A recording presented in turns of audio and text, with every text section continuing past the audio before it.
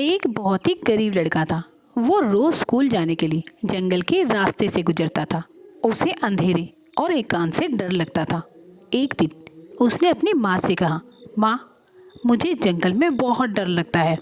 माँ ने उसे बड़े ही प्रेम भाव से कहा, बेटा, डरने की क्या बात है, वहाँ तुम्हारा बड़ा भाई गोपाल यानी कि श्री कृष्ण रहता है।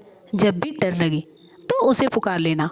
अगले दिन जब उस लड़के को डर लगा तो उसने जोर से आवाज़ लगाई, गोपाल भैया कहाँ हो, मुझे डर लग रहा है।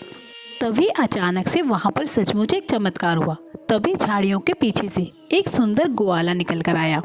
उसने उस लड़के का हाथ पकड़ा और उसे जंगल के पार छोड़ दिया। अब ये रोज का नियम बन गया। अब एक बार उसी लड़के के स्कूल में विदाई समारोह था और सभी बच्चों को कुछ न कुछ उपहार लानी थी। उसने रोते हुए गोपाल से अपनी सारी कहानी बता दी।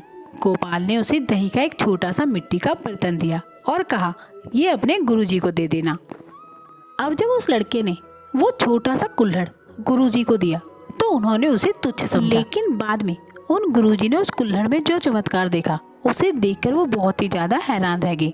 उन्होंने देखा कि जैसे उन्होंने उस कुल्हड़ से दही दूसरे बर्तनों में डालना शुरू किया, वो दही कभी खत्म ही नहीं हुआ। गुरुजी हैरान रह गए और पूछा, बेटा, ये कहाँ से लाई? बालक ने पूरी बात सच सच बता दी। अब जब गुरुजी बालक के साथ जंगल में गए और बालक ने पुकारा तो गुरुजी को कुछ भी दिखाई नहीं दिया। तब गुरुजी समझ गए कि वो छोटा सा ग्वाला और कोई नहीं बल्कि हमारे श्री कृष्ण साक्षात थे। और उन्हें जल्द ही समझ आ गया कि भगवान को पाने के लिए बड़ी बड़ी डिग्रियां या धन की नहीं बल्कि एक सरल और सुधीर हृदय की आवश्यकता होती है। यदि विश्वास सच्चा हो तो भगवान स्वयं मार्ग दिखाने आते हैं।